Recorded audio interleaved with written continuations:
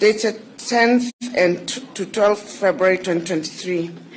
Having met under the umbrella of the summit, as required by the Intergovernmental Relations Act 2012, we, the National Executive, jointly with the Council of Governors, as coordinated by the Intergovernmental Relations Technical Committee, IGRTC, have had a very successful 2 days meeting. The meeting has culminated into critical policy proposals and decisions that, if implemented, will enhance the intergovernmental relations between the two levels of government. It is therefore our wish to jointly read out our resolutions as adopted by the summit as part of our commitment in enhancing intergovernmental relations to promote effective service delivery by both levels of government. We have therefore agreed as follows: that every Kenyan shall be treated equally by both levels of government, regardless of their political affiliation. Government services, initiatives, and programs shall be accessible to all Kenyans wherever they are.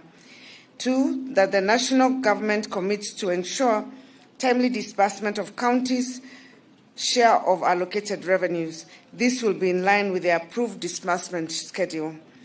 3, that the Intergovernmental Relations Technical Committee shall fast-track the process of identification, analysis, and transfer of all pending devolved functions to the county governments in the shortest time possible.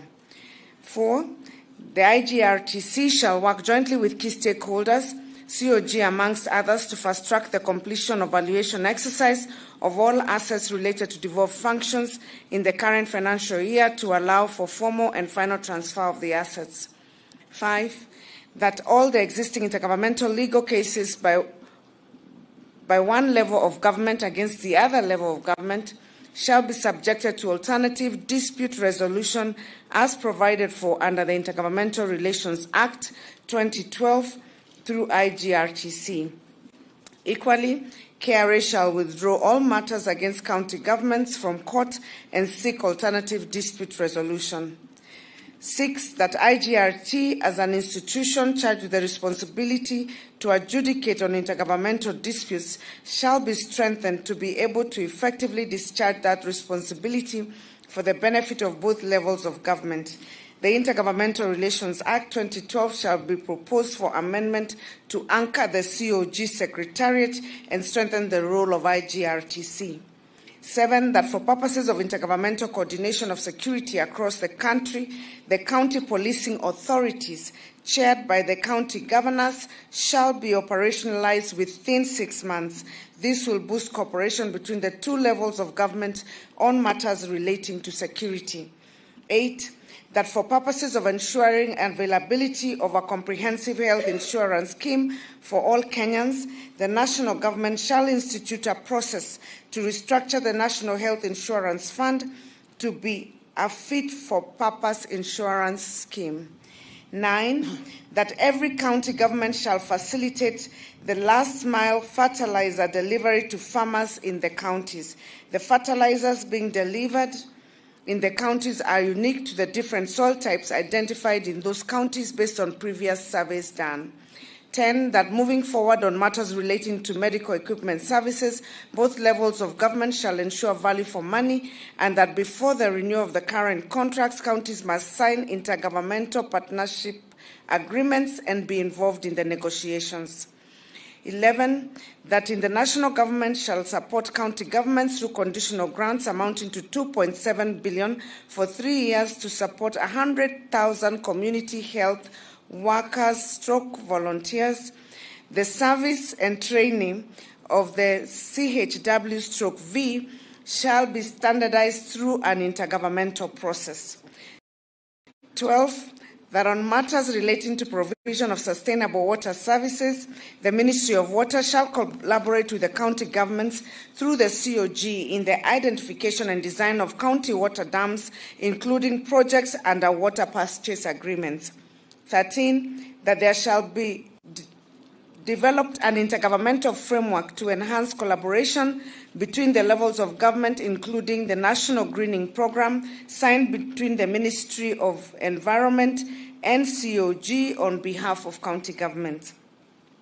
14, that there shall be developed a standard intergovernmental engagement framework that prescribes the obligation as well as the benefit of each level of government for ease of coordination and implementation of the affordable housing program. 15, that the IGRTC and COG respective stakeholders shall prepare an inventory of all legislation impeding on the effective implementation of devolution and submit to both houses of Parliament for review and amendments. Similarly, all proposed legislations currently in Parliament that are deemed to claw back on devolution shall be withdrawn and a consultative process to be instituted before they are reintroduced to either House of Parliament. The Attorney General shall introduce an omnibus bill to Parliament, amending all legislation that impede on devolution. 16, that for purposes of ensuring effective intergovernmental coordination of concurrent functions relating to state corporations, COG shall in the next 1 week forward a list to the Office of Deputy President of State Corporations performing related county functions requiring counties' representation for consideration and inclusion. 17, that county governments shall develop a framework on ECDE and seek advice from SRC on an affordable package for the management of the function. County governments shall draw resources from their own revenues to support that function. 18, that the national government through the Deputy President Office shall work with COG, respective line ministries, to develop a framework that will regulate licensing of bars in county governments. 19, that the Ministry of Roads shall urgently convene a consultative meeting with the COG to come up with a reform agenda of the road sector. The road maintenance levy fund allocation to counties shall be considered in the year 2024-2025 financial year through a restructured process. 20, that the National Executive shall relook into the national government's proposed 2023-2024 budget and programs within the next 1 week with a view to identifying areas of duplication to allow transfer of those attendant resources to counties.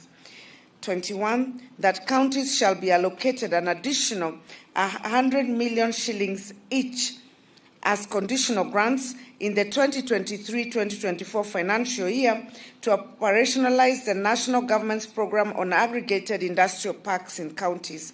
The total allocation shall be 4.7 billion to all 47 county governments. 22, that the Salaries and Remuneration Commission shall undertake an assessment of the health workers with a view to facilitating the collective bargaining agreement negotiations. And finally, 23, that the Ministry of Health to extend the contracts of UHC staff for a further period of 3 years term under the same terms and conditions. Thank you. Very good.